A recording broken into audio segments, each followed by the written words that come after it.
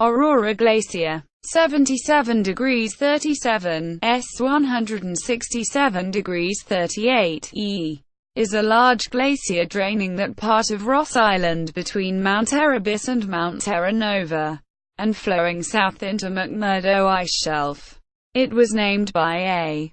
J. Heine in 1963 after the Aurora, the ship of the Ross-Sea Party of the British expedition under Ernest Shackleton, 1914–17. This article incorporates public domain material from the United States Geological Survey document.